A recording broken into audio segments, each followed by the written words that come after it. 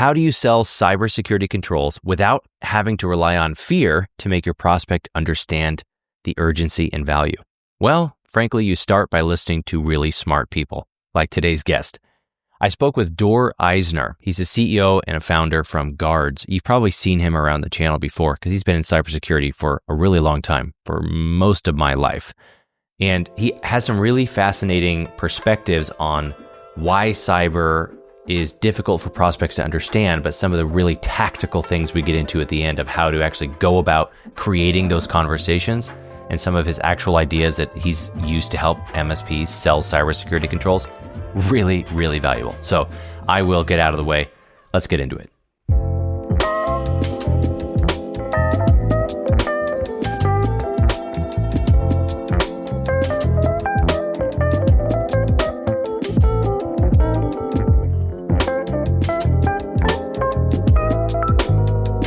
Dor Eisner, so glad you're here, man. Thanks for joining me.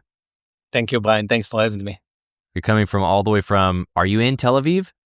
No, I'm actually in Miami. Oh, Miami. Okay. So disregard. Okay. So you're closer to me than I thought you were. But listen, I'm so glad you're here. We connected a couple of months ago. Guards has been on my radar for a while. But the reason that I wanted to have you on the show is that there's not a ton of vendors who know how to talk about selling cyber without going very FUD heavy. And there's not a ton of people out there that can seem to know how to sell cyber. But the more I've looked up you and the more we talked, the more I realized you've got actually a pretty long pedigree of working in cyber and selling cyber. So what I'd love to do is I want to hear a little bit about how you got into sort of the cyber world, the IT world, because you've got quite a storied experience. Could you just tell us a little bit about that, how you got into cyber and sort of how you got to what you're doing now? Sure. I started doing cybersecurity more than 20 years ago. I was a commander in the Israeli intelligence force, and we did cybersecurity way before it became a category. The pioneers of, the first firewalls like Checkpoint. And I think that, if you think about cybersecurity as a market, more than 50% of the cybersecurity that is being, deployed worldwide is produced in Israel. And this is crazy to think about. It's such a small country and such a big, a producer for the cybersecurity industry. And the reason is that, there is a big foundations of the young generation coming into this amazing, early days experience of doing hands-on cybersecurity and working for the government and for the army. And then it's like straight to the enterprise industry. Mm-hmm. And through the vendor relationship and stuff like that. So I started to do it like more than 20 years ago. And then I moved after about a decade to the startup world. So about a decade ago, I started my first company. It was IoT security. And then I started another company. It was a threat intelligence company, monitoring the dark web and stuff like that. And then we sold it to Rapid7. And then we started Guards about 3 years ago. With a vision and a vision to help small businesses and MSPs secure their clients in a better way. So that was the journey of about 22 years now. And I'm very proud to help, the small business community and the MSP community get better security for their clients and better protection all around. Yeah, and you've obviously been doing it, as you said, for a very long time. It's interesting to think about that anybody who works in tech at all knows that like Tel Aviv is where all the security startups come from. They're all there. And it's interesting to think about the fact that that's 20, 30 years in the making. Yeah. An entire generation committed, obviously like more of a militarized society, right? Yeah.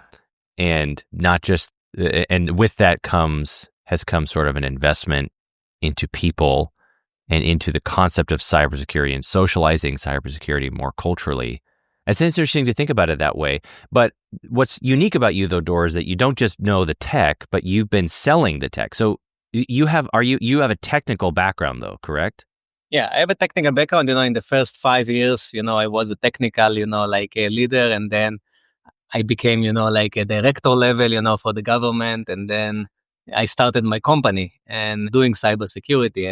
And as a founder, you need to know everything about the business. You need to know the technology side, and you need to know the business side equally. And that's what leads me, today to focus more on the business and the go-to-market side, but with the strong foundations of knowing the technology and what we need to develop, and also attract the right talent, to develop the product. Sure. And that's probably that's something we can pivot to in a little bit, is talking about attaching talent. But how did you make that transition from being a technical person, the classic E-Myth founder, right? Like, you have the skills, the technical trade skills, you went into business, but you've clearly been able to learn how to sell this. And we'll talk about your specific, how we sell without using fear. But how did you develop those skills, and what was that process like for you to figure out, as you started talking to non-technical people about these hyper-technical things, what was that journey like for you? It's an interesting question. I realized very early in the first venture that talking with customers and trying to pitch the solution, it's equally important as developing the solution. Because if you develop the solution without talking to the right ICP, to the right customers, then you are wasting your time. So I realized that, that first you need to build a massive, go-to-market engine and build the product based on the demand from the market. Mm-hmm. So I liked it a lot, and that's why I stayed in this founder mode for about a decade now, and uh, and I just like to build things and talk with customers and help customers achieve their goals. So, Hmm. and with the technical background in cybersecurity, I think that this is the right combination of building a successful venture. You might have already answered this earlier, but what would you say? What was the most crucial thing that you discovered, or that you did, or that you learned that actually helped you sell these cyber solutions? Understanding the pain. Okay, talk more about that. I think that sales, it's all about understanding pain. If you understand what is the pain of the one that you are trying to pitch or to are trying to sell the solution, talking about the pain, go deep on the pain points. That's the right way, to position the solution in the best way. And that's also the best way, to fine tune the offering or the product or the product market fit or the value proposition, you name it, in the right direction. Hmm. It's all Right. about the right pain and how deep you understand the pain of your prospects, potential clients, whatever. I love that you just said that, because so many times I see founders reach out to me all the time about wanting to talk to MSPs and how do you sell to MSPs and stuff. And oftentimes it's some cyber vendor who wants to get in the stack. And you look at what they've built, and they've engineered and over-engineered this big, complicated thing. And then you say, like, what does it do? And they kind of can't even really answer the question. They explain how it works, but they didn't build backwards from product market fit. And so you seem to have, maybe it's just the way your brain works, or I don't know what your magic sauce is, that you realize that you're using all of your cyber know-how to reverse engineer an ideal outcome, aka an ideal product that's actually tethered to something that people need. Instead of saying, I'm going to take everything I know how to do and smash it into an application and then see if people buy it because I'm smart. Yeah, exactly. Like when we started to develop the product, we had few dozens of design partners even before we wrote the first line of code. And just on the concept, just on the direction, just on, Hmm. the value proposition that we are going to bring to the game. And I think this is the right way to go when you're trying to build something. And from the other end, we are talking about go to market and sales of MSPs, for the small business clients. It's also about the pain points of the clients and the value proposition that you as an MSP can bring to the game. Right. And understanding those pain points, it can be like regulation, compliance, insurance, word of mouth, fear. I don't know, whatever is the pain, you need to deeply understand the pain in order to position your value proposition, your delivery, whatever. Yeah. This is a good segue into the fear conversation then, because I'll just ask it as plainly as I can think. how do you build a go-to-market motion for your cybersecurity offering around the pains that it solves without it just being FUD, just fear-mongering? How do you Yeah. do that? Because we are not selling around the fear of, cybersecurity. We are selling to MSPs about the pain points of MSPs. For example, one of the pain points is operational efficiency. If you want to deliver cybersecurity and you want to do it well, you need to understand that this has a lot of cost in your operations. So how you save cost and how you reduce your operational costs, COGS, whatever you call it, in Mhm. terms of the delivery that is going to be profitable for your business and can scale. This is one pain point. The other pain point is how you evolve your stack against the Sure. evolving threats, because threat actors are not siloed their methods. They are actually augmenting and consolidating their methods. The cybersecurity landscape is more about the siloed stack that MSPs are using. And if you Mhm. have a siloed stack and the bad guys are not siloed their methods, so you are lost in this world. And what we are trying to say and what our vision is that AI is a big component of the selling point these days, because AI is obviously, everyone talks about AI. Everyone uses, ChatGPT and those kind of generative AI. But also the bad guys are using those tools to accelerate and to evolve their ways that they are going after businesses. And what we saw in the last 3 to 5 years is a different black market, is a different dark web forums, is a different ways of doing cybersecurity, or like cyber criminals operating around cybersecurity. And what we realized in the last 2 years, that the way that they are implementing Gen AI into their attack methods is getting much better than everything that we see in the last decade or so. So Mm. the last 2 years accelerated, more than a decade of cybersecurity tools in the black markets and the dark forums. And this is what the main thing that MSPs should think about when they're going to their clients.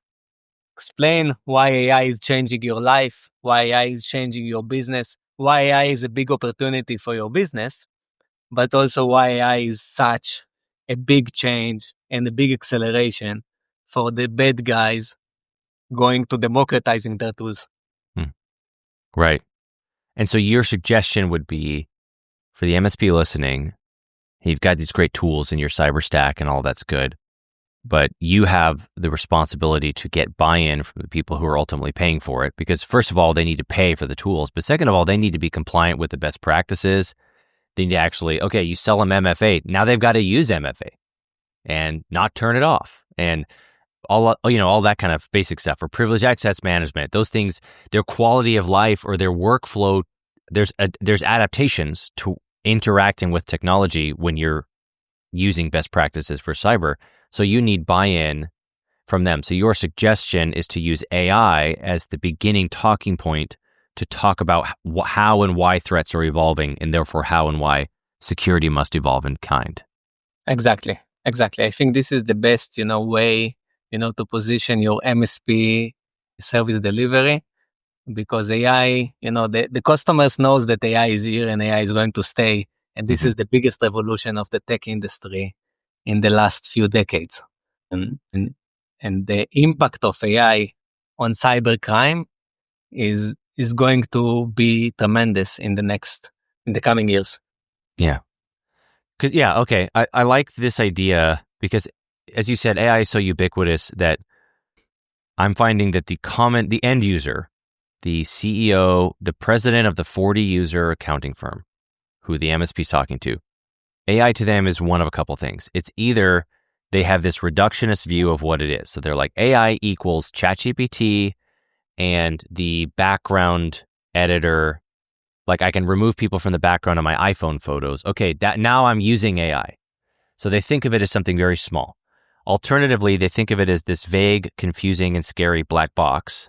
Like, I don't know what it is, and they feel inferior. They feel unequipped. So they have oftentimes there's FOMO, we're seeing of businesses going, I think everybody else is doing it and 1,000xing their output, and we don't know what that means. How do I use it? So then they might be attempting to use it in ways that are not compliant, or they just have no idea, So if we can position ourselves, obviously as the AI expert, that's a whole other go-to-market conversation we could be having, that AI as a service, AI governance, AI management, AI deployment, AI utilization as a whole is a great service that managed services should be evolving into.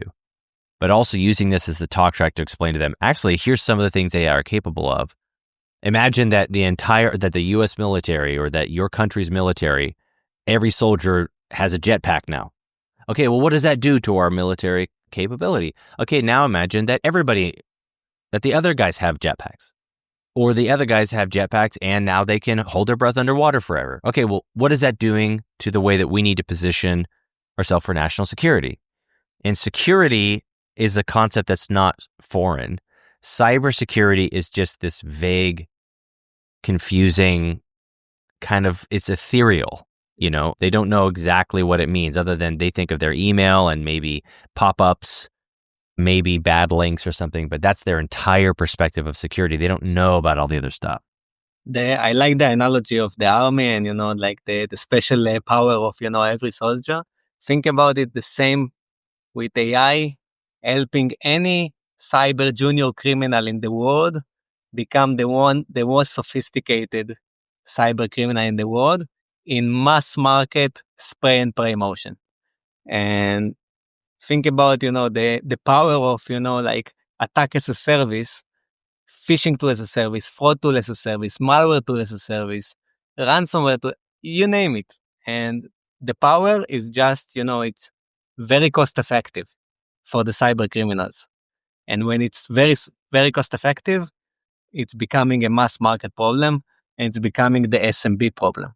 And, like research talk about, that more than 50% of the cyber attacks are going after small businesses. I'm saying that more than 75% because most of the small businesses are not even aware, of the cyber breach, the data loss until it's the right time. And then even if they're aware, they are not going to the police or to the, to the newspaper and say, hey, my business was breached. It's kind of a silent breach. Yeah, right. So much of it is unreported, right? That the data is probably only showing us the reflection of obviously what we can report. And maybe there's some speculation, but they're not going to report on that, right? They're not going to, it's not concrete. Exactly. And the final maybe thought on that is because deploying these threats, like you're saying, ransomware as a service, malware as a service, phishing as a service, if you can deploy a threat or an attack for pennies, you can afford to target people who might only be able to pay you 3,000 USD in Bitcoin. And you don't have to go for the people who can give you 250,000 in Bitcoin, who have a ransom negotiator and they have insurance. But you can go to uninsured people because they don't have to file a claim because it's a small enough thing, because you could deploy it for small enough where it costs you nothing to get that money. And it's all automated.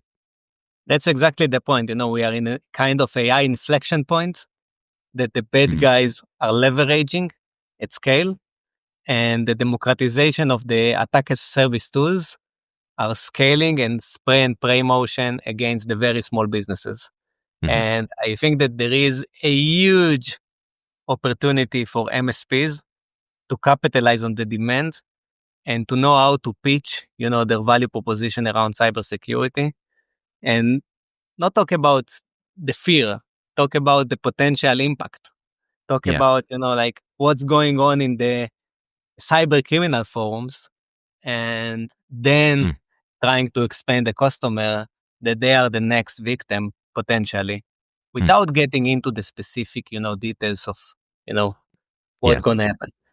Without, like, what I might call twisting the knife, which that's what a lot of people want to do, is they want to twist the knife and say, wow, what could happen if they got your child's photo and then they did all of these horrible things with it and they stole your life savings, and you get really into the details.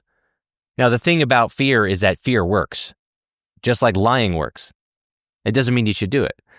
You could tell people whatever they want to hear to buy your program. That doesn't mean you should sell it, that we shouldn't lie to do it. But let's get tactical for a minute, because you're a guy who's, as I said, you've had so much exposure not only selling what you sell to managed services, but passing through, like there's a reason your tool is used by so many MSPs because it's impacting MSPs' ability to generate new revenue.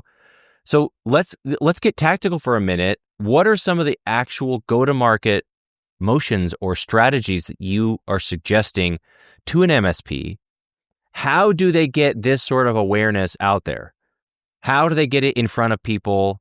Are they doing lunch and learns? Are they just doing standard email campaigns? Like, what are you seeing people do successfully to create that awareness? I think the more engagement around, personal engagement, I think that lunch and learn, webinars, this kind of this kind of marketing works better than the spray and pray, cold email, like cold calling and stuff like that. I think it's much better these days because people are looking for this personal, with all the digital world that we are living, people are looking for this kind of, personal engagement. And so I think that these two motions should work perfectly for the right communities, for the right geolocations. And then come to these webinars with value.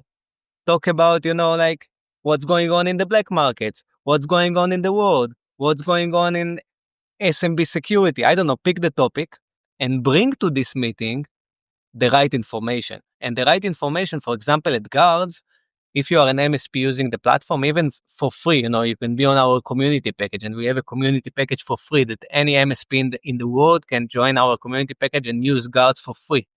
$0, zero commitment. And we have like a tool that we call it a prospecting tool that you can just put the domain of the business and you get after a few minutes a very detailed report about all the vulnerability, all the exposure, all the, the dark web data that was leaked in the wild, and all the, open ports, vulnerable operation system, stuff that is missing in the business.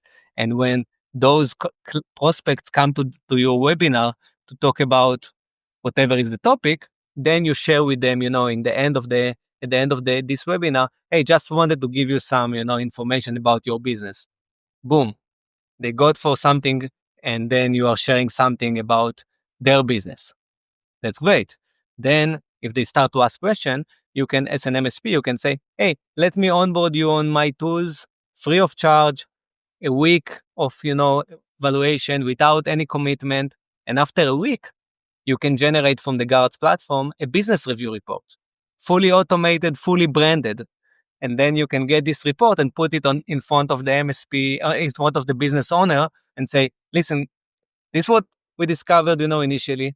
This is what we discovered after doing like deep dive analysis on your business, connecting to your Microsoft 365, to your emails, to your devices. This is the situation. Now I can help you. If you want my help, you can get my help. If you want to talk with someone else and get his help, but I highly recommend you to do something. I love that. So your suggestion is you do a webinar or lunch and learn, something like this. At the end of the webinar, you say, hey, by the way, put your email or, hey, I punched your domain into this free search. By the way, the entire dark web has access to this for $2 a month or for free. Yeah. So this is something that every bad guy has. I'm not creating any new attack surface, right? Like I'm not exposing anything that isn't literally out in the world for anybody who wants to find it. Now you're added to the list of people who can see it. Here's all of your open ports. Here's all your cyber vulnerabilities, all your lab certificates, whatever it is. And you're suggesting then, hey, let me put my stack in 7 days and let's run another report and see how much better position you're in, and I won't charge you anything. Exactly. You schedule the meeting right then. Go ahead. Lead with value. That's what I'm saying. Lead with value. And in small pieces of values. Don't bring all the value in one time. Bring a small piece of value and then another small piece of value and then your full value proposition. And if your full value proposition resonate, then you can get a deal. And if it's not resonant, maybe someone else will get a deal. But at least exposure, your business exposure is there. Yeah. I mean, if you did what you just said, let's say you did a lunch and learn, you got 6 business owners to come to a dinner with you, and you got 2 of them to take you up. You ran 5 reports. One of them opted out. 2 of those reports said a week later, they went, wow, I went from all of these risks to no risks. And then they say, what happens if you pull all your tools out? You say, well, then you'd be in the same position you were before you met me. I'm happy to do that. But you pay me $2,500 a month.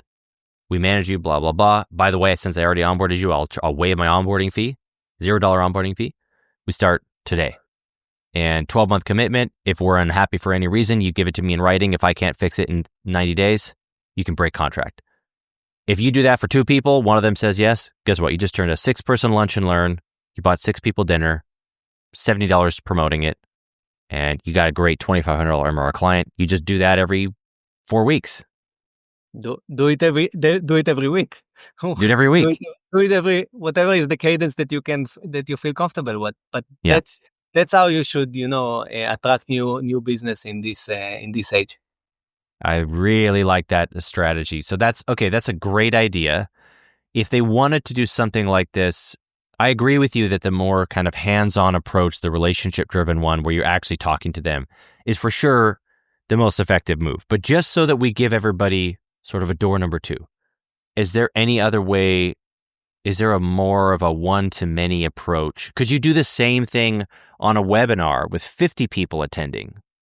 Or do you think it loses efficacy when you go? I think webinar is the second option. I think lunch and learn or dinner or community dinner. It's the best way to go. Small scale but high value, probably high conversion rate. Webinars is the second way. Digital webinars, and bring someone to talk about something besides the security or this topic. Talk about, I don't know, organic food, whatever, or how to make your employees, happier, whatever. And I think the third one is more like, events, you can go to different events that are not like MSP related events, like just business owner community, chambers of commerce, stuff like that. And, just position your stuff there, pay for the booth, I don't know, few $100, and come well prepared, get the list of the audience before you come to this event, prepare some reports and prepare some, pre-cooked, stuff for the specific clients, and try to get them, into your booth with the right messaging. Yeah, I love that. So webinar is a second good option. Frankly, if it were me, I would be calling vendors, cybersecurity vendors. I'd be calling people like Guards and going, hey, can you help me? Do you have any MDF? Do you have any giveaways? Do you have any promotional materials? Can you guys help me fill this room? Can you get me 5 people? Help me get 5 people in the room. We are doing it for our, certified partners anyway, because we have a big, investment in digital marketing. So anyway, we are getting a lot of businesses, small businesses to our funnel, and we are not able to sell to small businesses because our product and our platform built for MSPs. So it's too much complicated, for small business to operate. So we are sending the small business leads into our certified network of MSPs. So feeding our certified MSPs with leads, that are coming into the funnel. So that's one thing that we are doing. And the second thing is just MDF, giving marketing dollar funds to our certified network. Hey, you need $5,000 to do this event. Go do this event if you believe it will generate business, because your business is our business, and we are in it together. Yeah, I mean, I love that so much. This is a perfect example, MSPs, of you can take responsibility, you can take power over your brand presence, and other people are out there to help you, because the MSP is the entry point into the small business that people like Guards, you just said, you can't sell your product directly to the company because they need an intermediary. You're a channel only. And probably almost everybody in the MSP stack, frankly, you could call all of them and say, hey, do you want me to sell 50 more licenses? Great. Help me. I need to buy this booth. I bought the sponsorship thing, or help me pay for the sponsorship fee for this golf tournament. I need this $400 booth for a backdrop. I need to buy a TV so that I can run assessments right there. I need to buy this. I need to buy some swag to give away. I need to do something and get some help. And even, hey, do you guys have any talk tracks? Do you have any scripts that I can use? Can you guys help me with any of that stuff? This is how you should be leveraging the army that is behind you that needs you to succeed. Door makes more money when you close a new deal. So he wants to help you, right? And I'm using you as a figurehead, right? Of course, but this is good stuff. Absolutely, man. Yeah. Okay. I mean, look, we've covered I think we got right to it. Is there anything else we need to address? Is there anything else you want to say to the MSP listening who, especially, I would love if there's any other tactical stuff you can do to explain the difference between educating them on the threats versus twisting the knife and basically making them feel threatened or uneasy by the threats. It's all about, like education and open conversation. And it's more about why you are better than the other MSP in the neighborhood. Hmm. So keep this in mind. And I know that, obviously the cybersecurity market is highly fragmented, and probably 95% or 100% of the MSPs probably using some point solutions in their stack, in their arsenal. But keep in mind that if your cybersecurity is not up to date and your silo detections are not coming together, you are losing a lot of context.